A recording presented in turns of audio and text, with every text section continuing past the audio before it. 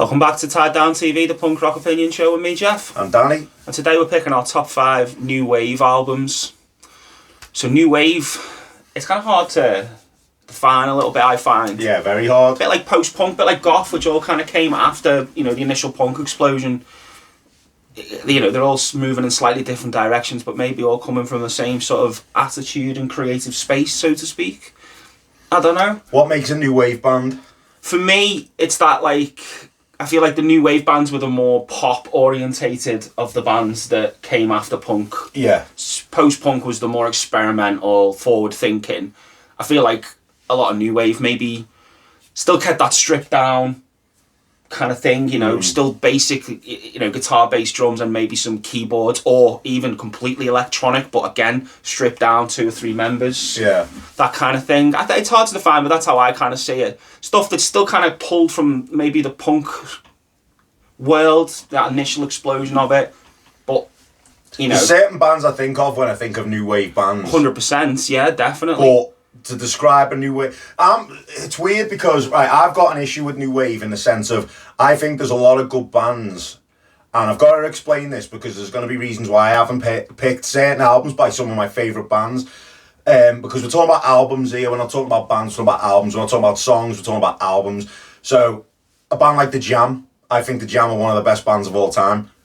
But for me, they're one of the most ultimate, greatest hits bands. Mm-hmm. I don't think they've got anyone. I've spoke to Jed about this. Anyone who knows Jed, he's got a tattoo. He's a massive, massive Paul Weller and Jam fan, and I always have this discussion with him.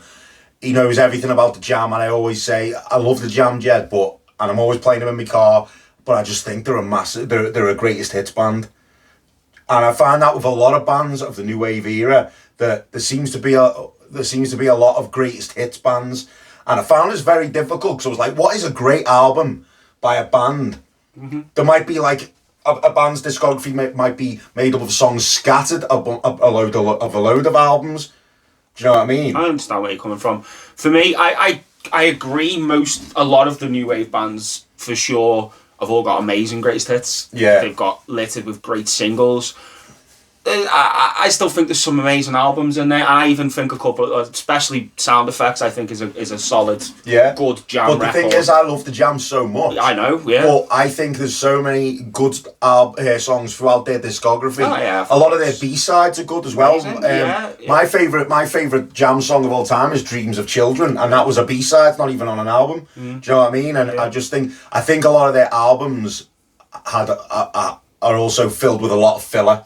Okay, yeah. Do you know what I mean? That's fair. So yeah. I'm going through the Jam's discography and think there's a lot of filler here. Do you know what I mean? Yeah. And I'm just thinking, even though there's bands I've picked for this that I'm don't like anywhere near as much as the Jam, the album as a whole, as a package, is I just think it's fair.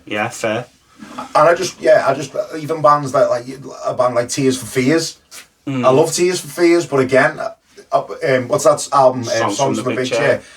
That's probably the best. It's a great record. It's a great record, but they've still got loads of songs scattered throughout their discography. But that record has got 4 or 5 of their big singles as well. So it is it is a good solid album. But maybe the other tracks aren't quite as, I don't know. Yeah. I still think it's a good record. Duran as well. Yeah. Like Duran. Shout out Mikey on Facebook, asked if he could have Rio. I nearly picked Rio, and I would say you could definitely have Rio. Yeah, Rio. That's the album I was considering. Because Spandau Ballet, someone like that. Spandau Ballet had some brilliant amazing stuff. Songs, yeah, brilliant stuff. Definitely. But again, for me, greatest hits bands. They're a greatest hits bands, man. Yeah. And that's my problem with this, what we're talking about. A lot of these are greatest hits bands. Okay. Loads of brilliant songs. Maybe not so many great albums, in my opinion. That's a fair shout. Okay. Shall I go first? No, I'll go first, actually. Do it then. Because I'm going to pick, as my first, what I do think is a great album, and I've gone London Calling by The Clash. Now, way back when our very, very first video was 70s Punk. Mm-hmm. That was 2 years ago. We did our very first Tied Down video. Yeah. And we were picking 70s Punk albums. And we both agreed, didn't we? We both discussed this, and we said London Calling, while probably the most iconic album, maybe, isn't really a punk album. No. It fits more into the new wave category. I think so. And it's just, well, first off, it opens up with one of the greatest British rock songs of all time, which everyone knows, obviously London Calling. But you listen to this, even people who don't necessarily know the Clash, and you put this on and just listen for the amount of hits you will recognise, whether it be from films or anything. This is just chock-a-block full of songs that you will know even if you're not familiar with it being the Clash. Yeah. And in a way, I think this is a little bit of a greatest hits in itself because of how many of it. It's just full of. It's got a load of official singles, songs on there. Almost all of them. Where you think that's also a single. Yeah. And obviously, you've got probably the most iconic, punk adjacent album. Yeah, there. And obviously, you got it was the Elvis Presley album thing there. Oh, it's proper rock and roll, isn't it? But yeah, I do love this album. I often make fun of the Clash saying they're like the kind of band your science teacher likes, but that first album and this are definitely my two favourites. But this is it's a pop album, innit? But it's unbelievably good though. So there you go. That for me is a 10 out of 10 album, and it's the best double album ever made because I don't think there's a bad tune on it. Yeah. I don't even think there's a mediocre tune on it. That's an excellent. No, I agree. It's one very, of my very all-time favourite albums. It's incredible, actually. Okay, first one for me. I've gone for this year's model, Elvis Costello and the Atrractions. When you think of New Wave, he's someone that I would think of almost straight away, and I'm a massive fan of. This is the second Costello album, his first one with the Atrractions, and I was torn between this, My Aim Is True, the first one. What's the third one? The Armed Forces, the one with Oliver's Army on it and that. But I picked this because this is the most, like Danny said, I think for this sound, for this era, the most cohesive record, full of tunes.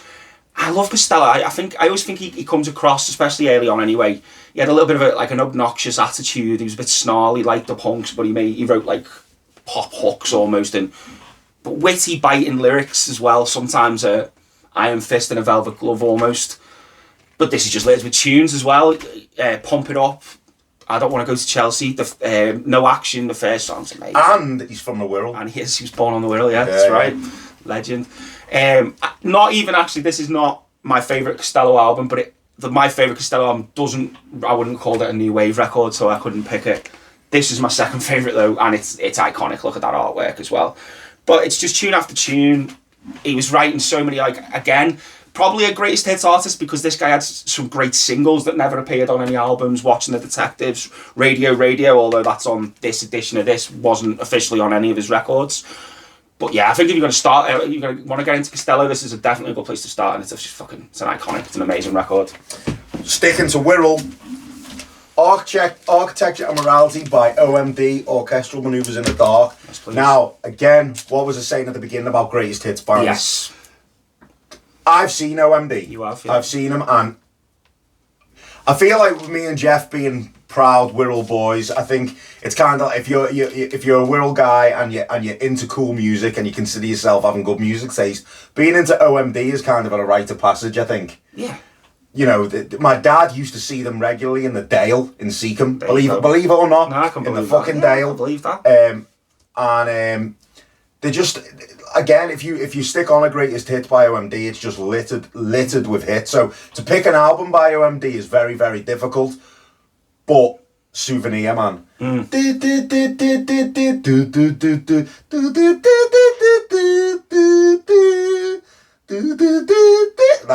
just a dream, innit? It's just amazing, dreamy as fuck. And then obviously Joan of Arc as well. I love that song. So, Wirral, New Wave. Which album are you going to pick? So there you go. I think it's that one as well. Amazing, great pick. Okay, number 2 for me. This was the first one I decided I was picking instantly. I've gone for the self-titled album by The Cars. If there's any haters out there, I don't give a fuck. This is an amazing front to back pop, rock, new wave. Honestly, you could hang your coat on the hooks on this record. I think it's 9 songs long. They had 3 big singles off it.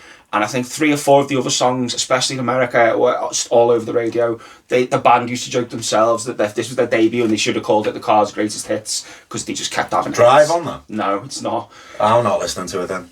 Oh, no, man, this is well better than that. That's a tune. Good song, it's a tune. Man. That's a tune. But they had the 2 songs. They had 2 main songwriters, Benjamin Orr and Rick Ocasek. And I love Rick. That's a Benjamin Orr tune. And my favourite song on this is Benjamin Orr as well. Just What I Needed. If you don't know that song, man, it's fucking incredible. Best Friends Girls on here. There's the weird, I'm in touch with your world, which is leaning more on the experimental side, but everything else is pure, just blissful pop. Sick produced the first Weezer album as well, and that's who Rivers wanted because he fucking loves the melodies and the hooks on this album. I'm gonna have to give that a go. You've sold it to me. It's tune after tune, man. It's amazing. So yeah, there you go. The debut by the Cars. Yeah. Next, I've gone I Just Can't Stop It by The Beat. Now, coming from the two-tone scene, I kind of thought these were maybe the most uncool of all the two-tone bands. Yeah, at the time when they came out, obviously no one was as good as the Specials. The early Madness stuff was great, like the Prince and stuff, and then the Selector came out, and I always thought like the Beat were maybe the uncool ones, but it's certainly the most new wave of all them bands. That album especially. And this now, again, starts off with a great song, Mirror in the Bathroom, but the whole album is great. Again, it's just full of pop hits. I'm sure Elvis Costello had something to do with this, you know. He very possibly did. I'm sure. He might have produced it. Yeah, I'm sure Elvis Costello had something to do with this. Because he produced a lot of stuff around there, like the Pogues and things. Yeah. I know he was a fan of the whole like ska influenced pop that was coming out in the UK at the time. But I remember it was my dad used to try and, they're crap, them lad, they're crap, don't get into them. The reason he doesn't like them, and I can understand why, is they do and I do think it's an awful version of Tears of a Clown by Smokey Robinson. Yeah, it is a terrible version of it. You know, I think it's alright. It's not a patch. Yeah, but just a little footnote for anyone who's maybe interested in getting this album, right? So in the US, these guys were known as the English Beat. My advice to anyone is make sure you get the English Beat version. So you see right there, it says the English Beat. Get the American version of this. Get the American version because it comes. The English version never had ranking full stop on. Oh, wow. It came with that. No, I've got it on vinyl. That's not on it. Yeah, the American version has ranking full stop. It's amazing. You know, back then it seemed to be like a lot of punk albums, especially. The American versions had almost sometimes completely different track lists. First album. It's weird. It's kind of strange. But yeah, if you can get it's got all the best of the album, but get the American version because you get ranking full stop on there, which is one of their best songs. Definitely the biggest floor filler. You know, you're gonna get on the dance floor for that. It's a great song. But yeah, Stand Down Margaret. I love that. That's a brilliant song. Yeah. Wine and Grime goes into Stand Down Margaret. That's a great song. But yeah, The Beat, I Just Can't Stop It. Probably the first album I thought of. Yeah. Not the first artist I thought of when we said we were doing this, but probably the first album I thought to pick. Cool, man. That's a great pick. All right, next one for me. Are We Not Men? We are Devo. By Devo, the debut album. Again, if you're going to talk new wave, you got to talk about these guys. Iconic band. This was produced by Eno, released on Virgin Records. If you know a bit of the history, you know like Bowie was going to produce it originally. Iggy loved it as well. Just fucking amazing songs. Weird as fuck. Like people making it. There's a documentary that's only just come out, I think, on Netflix. If you haven't fucking watched it, you need to go and watch it. It's an amazing doc.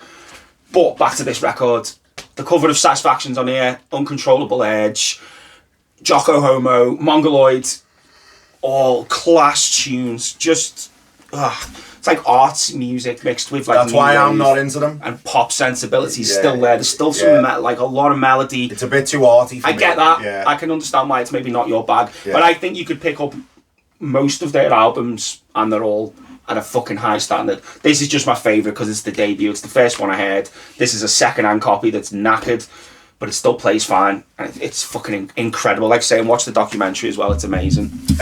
So when I said I Just Can't Stop It by The Beat was the first album I thought of, this was the first artist I thought of when we decided to do this. And I've gone Blomdie. And the album I've picked is Power of the Lines. This was a hard decision because it was between, I and ahhed quite a lot throughout the week between this and is it Eat the Beat? Is that the name of the other album? Yes. With Dreaming On and Union City Blues and stuff, which is, you know, they're great songs. Yeah.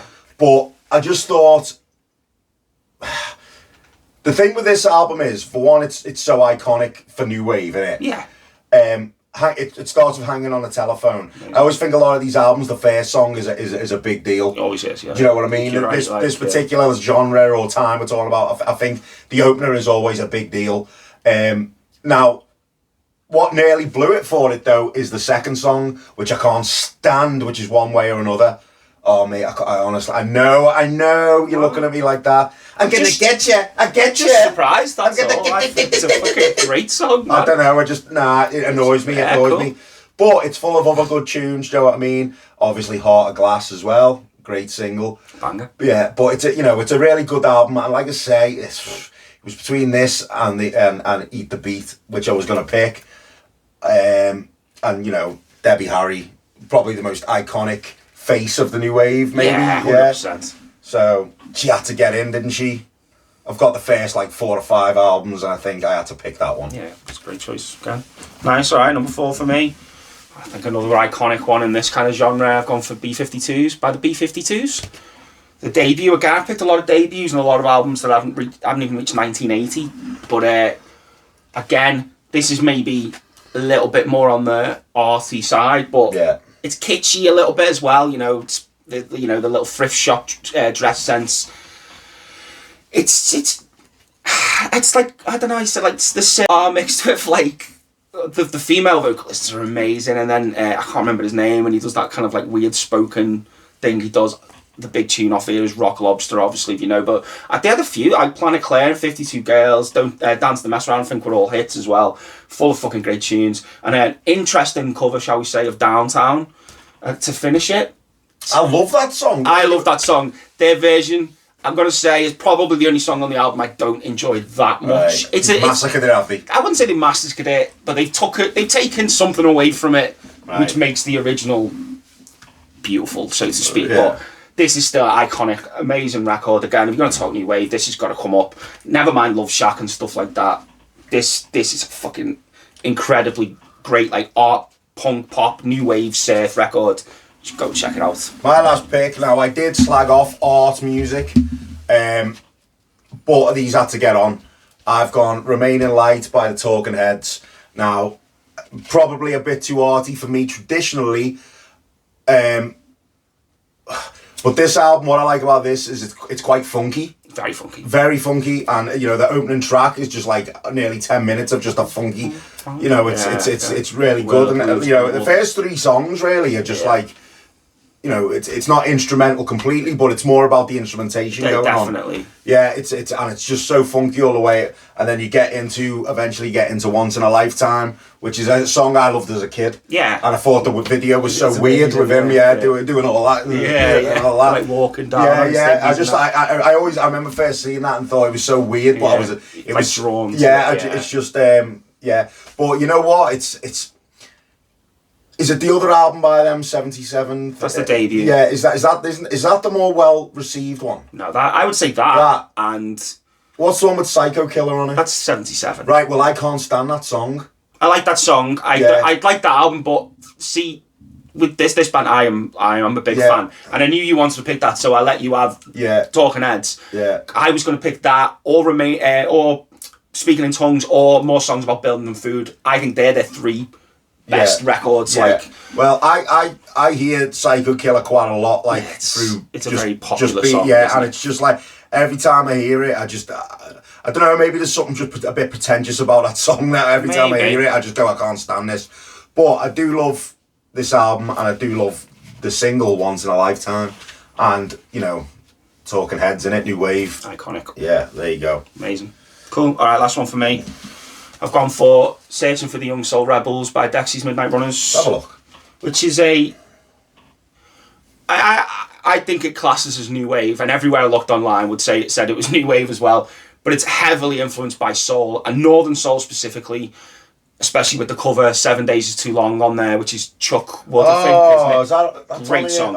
Great song. Obviously. 7 days is too long without you, baby. Come on back to me. Oh, I didn't know they did a cover of that. It's a great cover as well. Amazing. This album, so the first track's called, the very first time I heard this, I'd heard Gino, which is the massive single off it, and a homage again to a soul legend, Gino Washington. The song Burn It Down starts with a radio transmitter tuning in, and it's Smoke on the Water, then it's Holidays in the Sun by the Pistols, and then it's Rat Race by the Specials, and then it cuts off and they all shout something and they go, for God's sakes, burn it down. And it's almost like them chanting like, that was all good, fuck all that though, this is where we're going moving forward. And looked back to move forward as well, obviously with the big soul influence. There's lots of rumours and legend around the band at this period that Kevin Rowland used to fucking drill them, like get them up at like 4 or 5 in the morning, make them go for runs. Then they rehearse for hours, so they were... What do they need to run for? Just to get their cardio, because they had brass sections and stuff, didn't he? He wanted the band just on it tight. And when I used to work in a shop on Belvedere Road... Fucking hell, just trying to get band members to come for a practice on a Wednesday night now. I thought you might like that. I thought you'd be thinking there's some ideas here. But yeah, when I used to work in the shop on Belvedere, the first manager I had there, he said his brother was into like punk and two-tone and stuff, and he used to go... And I correct me because I might be misremembering what he told me. I'm sure he said it was at Eric's and he went to see these on this period, and he said it was the meanest fucking fiercest band. Yeah. They were all like just snarling, like in everyone's face, smashing the trombones and the trumpet, mate. Sounds boss. I think this is. I actually like this band. I think I know one like everyone. I know. You've always go on about Dexys. Always. This album, and Two Rye is good. And then the one after that as well. Fucking hell, I can't remember what it's called now. Don't Stand Me Down, I think, is amazing. Great songwriter, great visionary, and this is it's a great fucking blue-eyed soul, new wave with a bit of punk attitude. So yeah, there you go. So there's our picks. And you know the score. Come and jump in the comments then. Tell us what you'd pick, what we shouldn't have picked, what we should have picked. Like, subscribe, go and ring the bell for notifications. And then come on the socials, Instagram, Facebook. Give us some follows, likes and messages. See you next week.